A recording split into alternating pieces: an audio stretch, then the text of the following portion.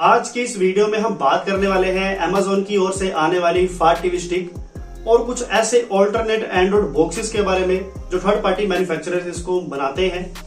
और लोग जो है वो इन्हीं के बीच कंफ्यूज हो जाते हैं कि हमें क्या लेना चाहिए।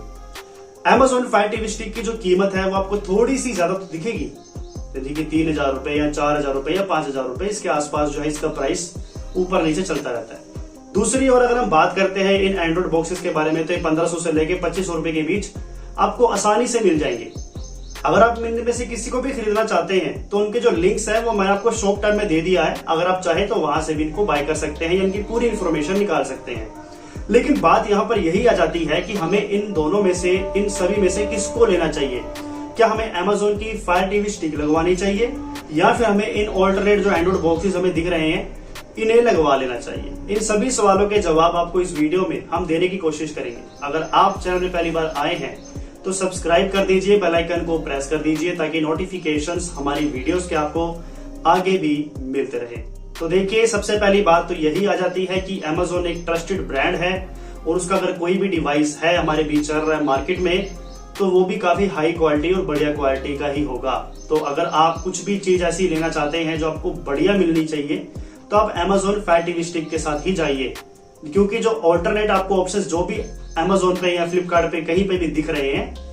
ये बॉक्सेस तो आपको 1 से 2 साल तक बढ़िया चलते हुए दिखेंगे, लेकिन 1 से 2 साल के बाद कहीं ना कहीं जो है लैगिंग, कहीं ना कहीं बग्स इन बॉक्सेस में आने लगेंगे जैसे इनका वर्जन पुराना होता जाएगा।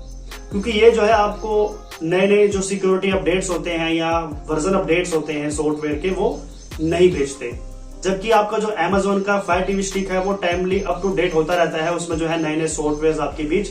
आते रहते हैं अपडेट होने के लिए, और आपका जो फायर टीवी स्टिक का रिमोट है उसके लिए भी अपडेट्स आते रहते हैं। तो सबसे पहली जो प्लस पॉइंट हो गया वो यही हो गया कि अगर आपको Amazon की फायर टीवी स्टिक थोड़ी सी महंगी लग रही है तो उसके बदले में आपको कई गुना अच्छे फीचर्स भी मिल रहे हैं, जो ट्रस्टेड ब्रांड का मिल रहा है आपको नाम, साथ में क्वालिटी, और तीसरी बात है टाइमली सॉफ्टवेयर अपडेट्स आपको मिल रहे हैं। नॉर्मली जो आपको एंड्रॉइड बॉक्सेस है वो समय समय पर जो है वो हैंग होने शुरू हो जाते हैं, तो वही जो फायर टीवी स्टिक है इसमें कोई भी दिक्कत परेशानी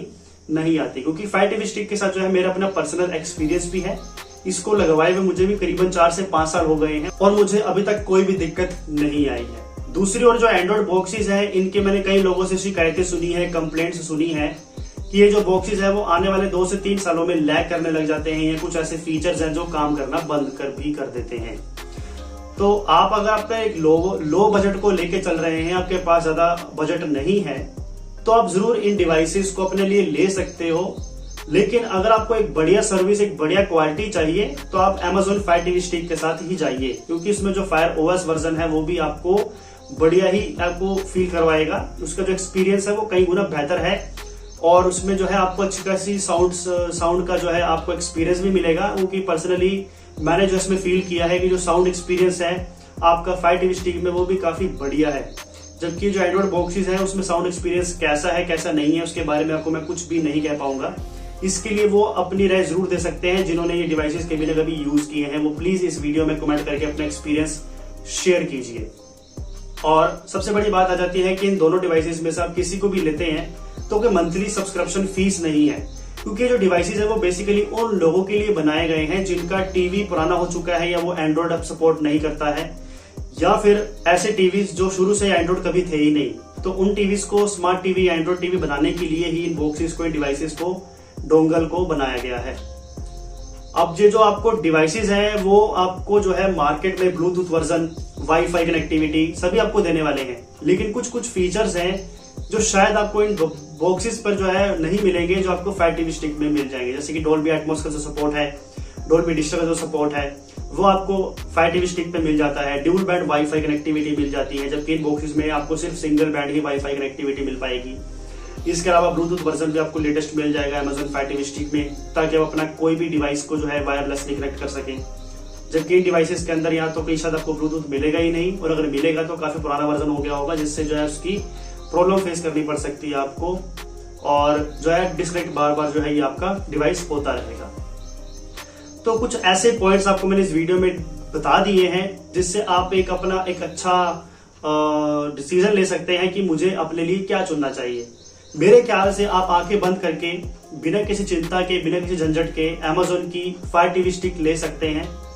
और अगर आपका बजट ज्यादा नहीं है और आपको लगता है कि 2 से 3 सालों में अगर ये डिवाइस को कोई प्रॉब्लम हो भी जाती है या लैग भी करने लग जाता है तो भी मुझे कोई खास प्रॉब्लम नहीं है, मैं आने वाले समय में अपना टीवी चेंज कर लूंगा या फिर कोई नया डिवाइस ले लूंगा, तब तक मेरे पास कुछ खासे पैसे हो जाएंगे,